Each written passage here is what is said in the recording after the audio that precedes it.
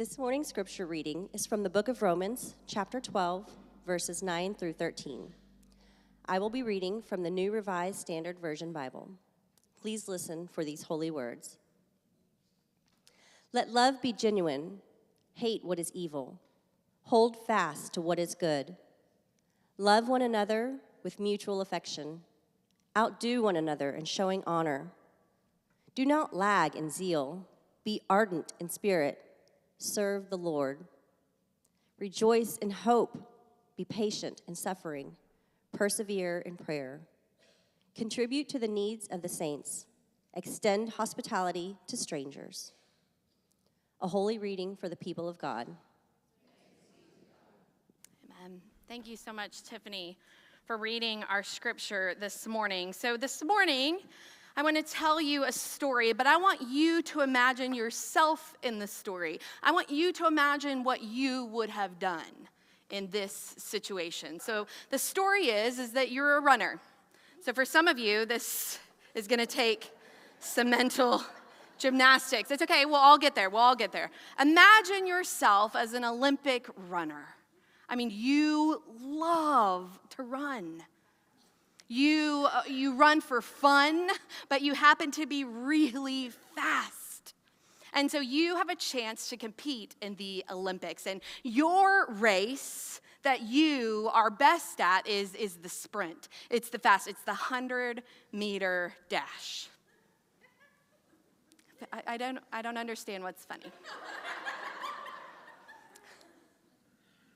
Now imagine, for some of we're working, okay. Got it. Now imagine this. You make it. You're on the Olympic team and the schedule comes out and the 100-meter dash is scheduled to run on Sunday. The day that you have always Sabbathed, that you've always been at rest, that you have taken to worship and be with the Lord. What do you do? Now it's 2024, and I think for most of us now, with the way that our world really isn't a church-surrounded world anymore, used to, you couldn't even go to the store on Sunday mornings. You couldn't go out to eat. Everything was closed for worship on Sunday mornings. And so nowadays, though, we are in a world where there's now travel sports games, youth sports on Sundays. There's just not, you have to make decisions. And for some of us, we have to balance what it is to be a part of the church and also a part of the other areas of our lives.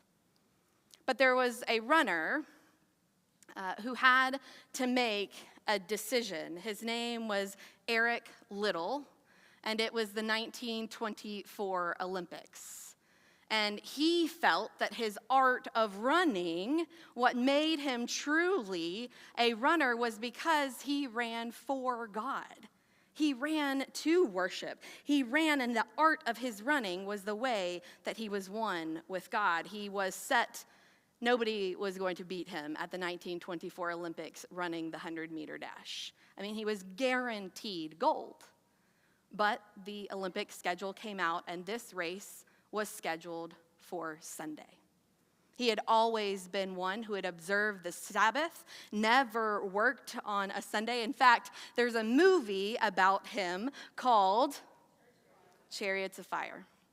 And in the movie, he actually starts with a really funny quote. He's leaving worship with a friend, and he sees some boys playing football. And he reminds them, boys, it's the Sabbath. We missed you in the service. You should be in the service. You could play football tomorrow. The woman that's walking with him says, they're just kids. They're just playing a game. Shouldn't you not be so hard on them? But he turns to the woman he's walking with and he says, yes, but I don't want them to one day think that the sports ball is God. How many of us feel like in 2024, we are competing against the sport ball that is God? We have to make decisions in our faith. We have to make tough decisions in our faith. In fact, the whole idea of following Jesus is about literally giving everything that we might come into the understanding of Christ's sacrifice for us and the call through that sacrifice to live and love like Jesus. And so through the daily repetition of not conforming to the ways of this world, we learn how to prepare ourselves for those tougher moments of decision making. The story of Eric Liddell goes that he decided not to compete in the 100-meter dash. He would not compete on a Sunday.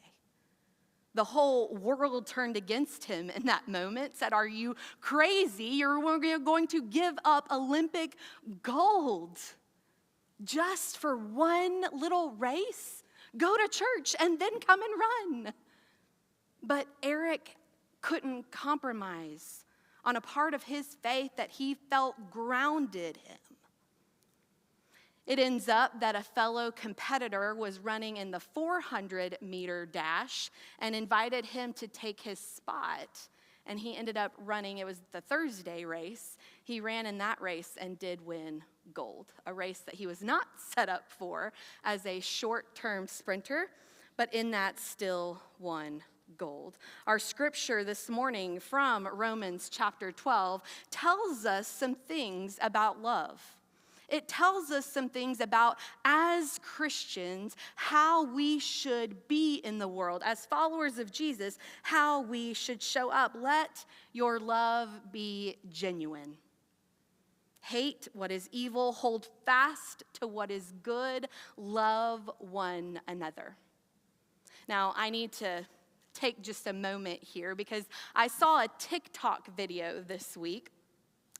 For some others in the room, this will be a little bit harder for you to imagine. But for a TikTok video, it's just a video. It's a short video, and it kind of repeats itself. And this video was about a young woman speaking to a group of college students, and she was talking about the scripture that says that as followers of Jesus, you will be hated in the world. That is in our scripture, absolutely. Jesus says, as a follower of mine, you will be hated in this world.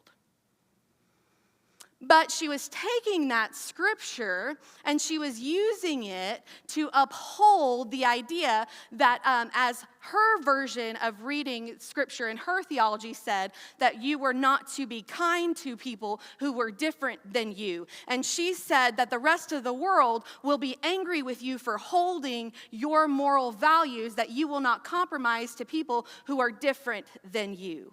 And so you will be hated by the world.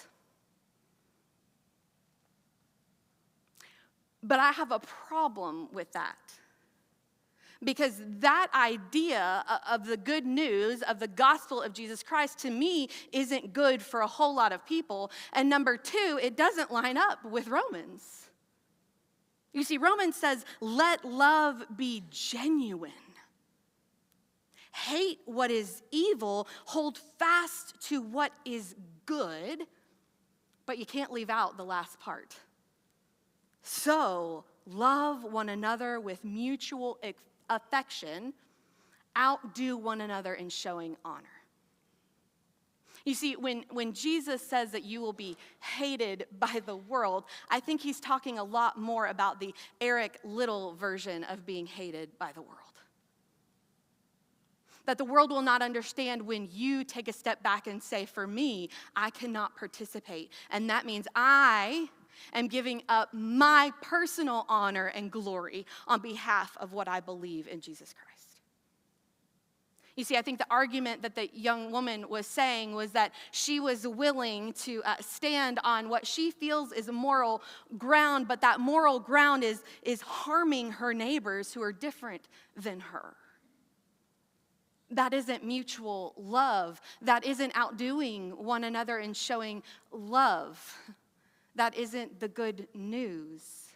You see, what the good news is, it means that when you say, no, I'm not going to run for Olympic gold, you'll have people who you winning Olympic gold benefits them. Do you know what I'm talking? Do you know that winning Olympic gold benefits the country with whom you're racing for, right? You know that we kind of get points for that. As national leaders, as countries, we're seen as better if we can win, even if it's just a game. Our name is on the line as a country. So for Eric Liddell to not run for Scotland, I forgot to tell you what country he runs for, but for him to not run for Scotland meant that the Scottish didn't get to stand behind, we are the best. But he had a very specific purpose for why he couldn't run.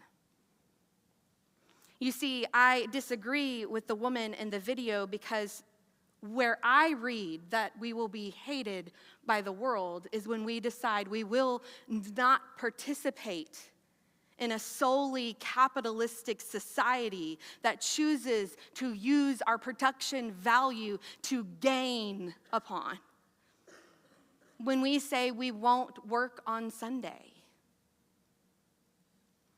When we say we won't put our money in certain stocks, even though those are the ones that are going to earn all the money. But it's important to us that we are investing in companies and reasons that are meaningful and in line with our faith.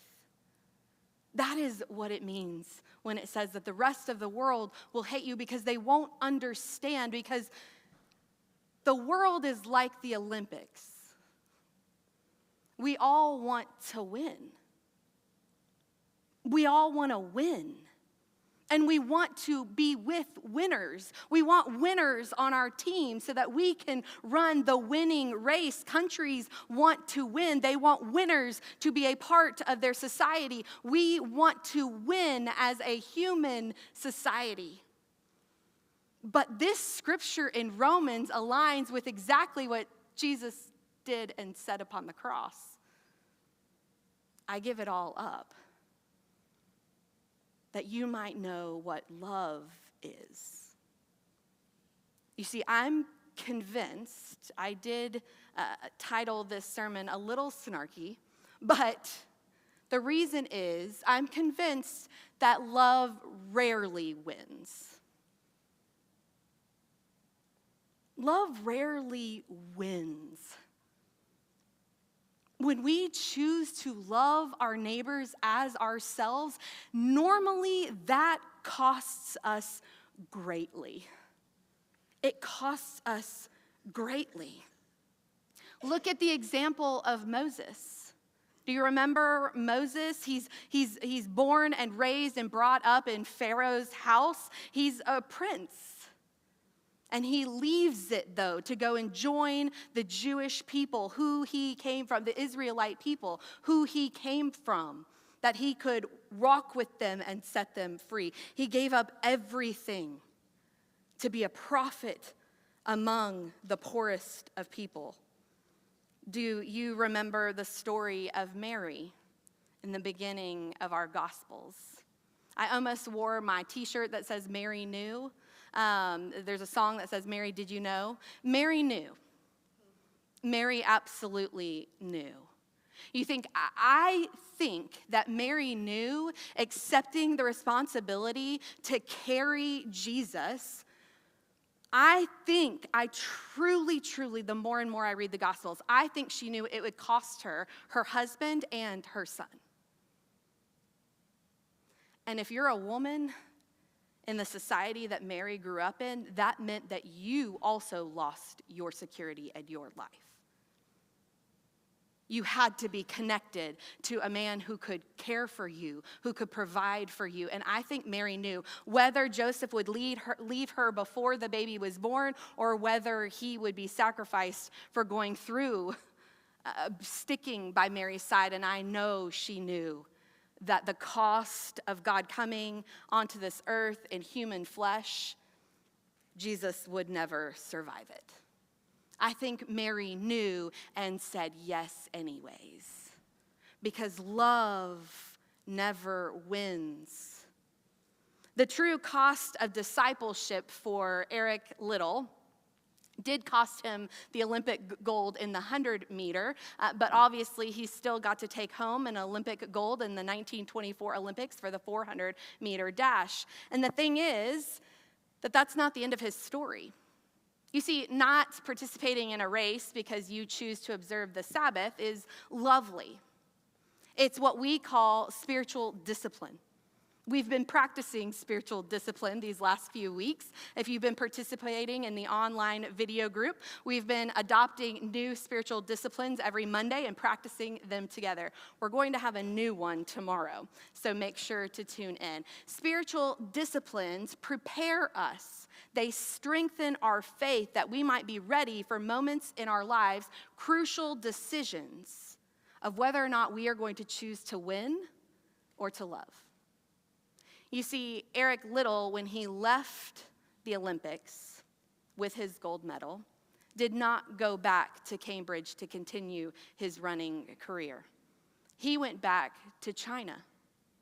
You see, his parents were missionaries in China, and he felt that after the Olympics, he was called back to go back to the village to which he was raised in and go back to the work of loving the Chinese people with the love of Jesus. Very shortly after his return to China, China was invaded by the Japanese. In the late 30s, early 40s was the invasion of China. His family, he was married and had kids at the time, and it was recommended that anybody of British or European descent get out of China at that time, and he sent his family home, but he stayed. He was arrested and put into a Japanese internment camp. But Winston Churchill was able to make a prisoner swap, which we just got to witness, the most beautiful prisoner swap this week of several Americans and others that got to come home and be free. Winston Churchill put in a prisoner swap to get him back, and when they came to get him, he switched his spot with a woman who was near term in her pregnancy, that she would get to go home and have her child. Eric Liddell died in the Japanese internment camp in China, February 21st of 1945. I believe that's correct. It was only 5 months before China was liberated. 5 months before China was liberated. You see, Eric Liddell not running the Olympic race is a huge sacrifice. It would be for most of us. But it was his example of his spiritual discipline that created within him a spirit that, when given the chance to give his life for the love of Jesus Christ and to stay with people that he loved and to see it through and to walk beside them in one of the greatest suffering conflicts of their lives, meant that he was prepared to say yes. He was prepared to live a life like Jesus. Now, most of us would say, but it cost him. We're not going to give up our lives. But I want to ask the question this morning as we come to the table, what is the purpose of your life? Because I'm convinced when reading the scriptures, the purpose of our life is to understand true love. It's to understand how to absolutely love one another as you would love yourself. I think Eric Liddell lived a fulfilled life. Eric Liddell understood what it meant to love one another. They say it's why dogs live so short, because they already understand unconditional love. So the question is, as we continue to practice how to love one another in this life, are we choosing the small ways of molding our hearts to be more like Jesus, who loved us with everything, including his own life? On the night in which he gathered with his disciples at the Last Supper, before he knew the next day would be the cross, he broke bread, and when he gave it to them, he said, remember that you are being filled, you are being fed, you are being nourished in this life that you might understand how to love one another. Wash each other's feet. So how can we grow in our relationships of sacrificing that we might grow deeper in our love of Jesus as Jesus loved us. I think it's hard for us. I think it's hard for us as those who, in so many ways, live without very many of our needs met. And I think it's hard for us in so many ways who live in a society that absolutely preaches winning at all cost and rewards winning at all cost. So we have to make some tough choices. This morning, I hope the choice is that we come to the table and we allow the grace and forgiveness and love of Jesus to fill each and every one of us for the journey as it continues to unfold in our lives. And that we would answer the call to follow Jesus no matter the cost. Let us pray. God, we thank you so much for this opportunity to hear from your scripture, to reach deep into the book of Romans and to understand that when you say let love be genuine, it means to love hospitably our neighbors as ourselves.